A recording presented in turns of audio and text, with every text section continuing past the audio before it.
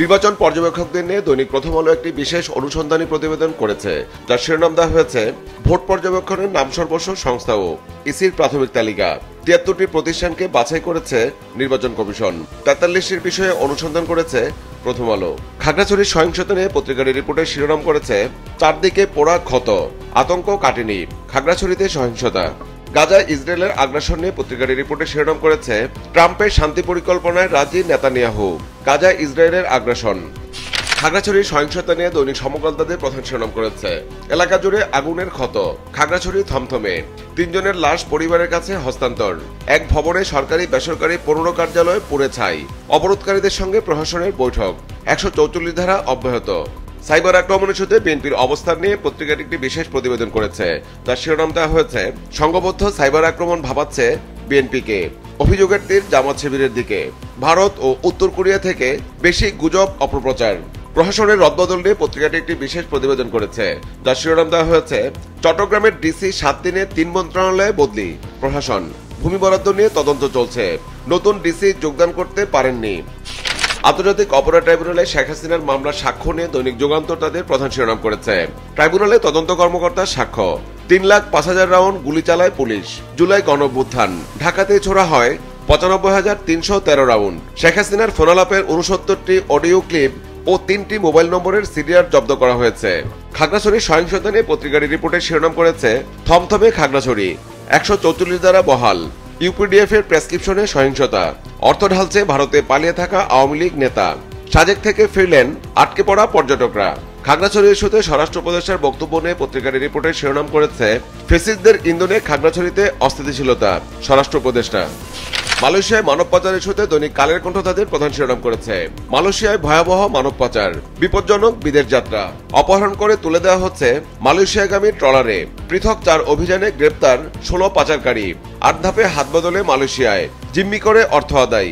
বড় টার্গেট উখিয়া ও টেকনাফে আশ্রিত রোহিঙ্গারা। গত 2 সপ্তাহে টেকনাফের পাহাড়ে অভিযানে 187 জন উদ্ধার, পাচারকারীদের কাছে পণ্য হিসাবে মানুষ বিক্রি। খাগড়াছড়ির সহিংসতা নিয়ে পত্রিকাটি রিপোর্টের শিরোনাম করেছে খাগড়াছড়ির গুইমারা থমথমে, 144 ধারা বহাল, গুলিতে নিহতদের পরিচয় মিলেছে, পুড়িয়ে দেয়া বিভিন্ন স্থাপনায় ধোঁয়া উঠতে দেখা যায়, 2টি সড়কে অবরোধ শিথিল, অভ্যন্তরীণ সড়কে চোরাগুপ্তা ব্যারিকেড। হাইওয়েতে ডাকাতি নিয়ে দৈনিক আমার দেশ তাদের একটি বিশেষ প্রতিবেদন করেছে, যার শিরোনাম দেওয়া হয়েছে হাইওয়েতে 1043 ডাকাত, মাস্টারমাইন্ড 3 গ্রুপ, ডাকাত দলের সদস্যদের ডেটাবেস করেছে পুলিশ, প্রত্যেক চক্রে 7 থেকে 8 জন, মহাসড়কে টার্গেট প্রবাস ফেরতরা, বিমানবন্দর থেকেই অনুসরণ। পার্বত্য এলাকার আইন শৃঙ্খলা পরিস্থিতি নিয়ে পত্রিকাটি একটি বিশেষ প্রতিবেদন করেছে, যার শিরোনাম দেওয়া হয়েছে ভারত থেকে প্রশিক্ষণ নিয়ে বাংলাদেশে হামলা, পার্বত্য এলাকায় 1.5 দশকে 332 অপহরণ, 89 জনকে হত্যা। জুলাই অভ্যুত্থানের গণহত্যায় অভিযুক্তদের নিয়ে পত্রিকাটি একটি বিশেষ প্রতিবেদন করেছে, যার শিরোনাম দেওয়া হয়েছে গণহত্যায় অভিযুক্ত অর্ধশতাধিক পুলিশ কর্মকর্তা এখন কলকাতায়। রেললাইন নিয়ে দৈনিক কালবেলা একটি বিশেষ প্রতিবেদন করেছে, যার শিরোনাম দেওয়া হয়েছে অচলের বোঝা বইছে রেল, অর্ধেক রেল লাইন ঝুঁকিতে। ইলিশের দাম নিয়ে পত্রিকাটি একটি বিশেষ প্রতিবেদন করেছে, যার শিরোনাম দেওয়া হয়েছে মৌসুমেও যে কারণে ইলিশের দাম কমার উপায় মিলছে না, 4 বছরে উৎপাদন কমেছে 9%।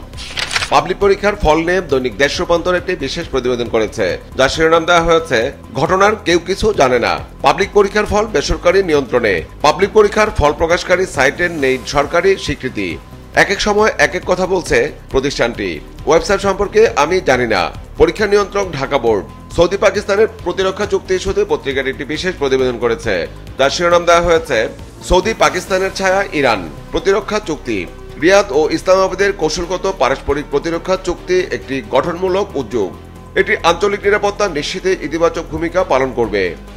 দেশের আইন শৃঙ্খলা পরিস্থিতি নিয়ে দৈনিক আজকের পত্রিকা তাদের একটি বিশেষ প্রতিবেদন করেছে, যার শিরোনাম দেওয়া হয়েছে আইন শৃঙ্খলা নিয়ে শঙ্কা বাড়ছে ভোটের আগে, ভোটের আগে মনোনয়নকে কেন্দ্র করে বিভিন্ন দলের নেতাকর্মীদের মধ্যে সংঘাতের আশঙ্কা, রাজনৈতিক সহিংসতায় 1 বছরে 135 জন নিহত, অশান্ত হয়ে উঠেছে পাহাড়, প্রতিবেশী দেশের ইন্ধন দেখছে সরকার।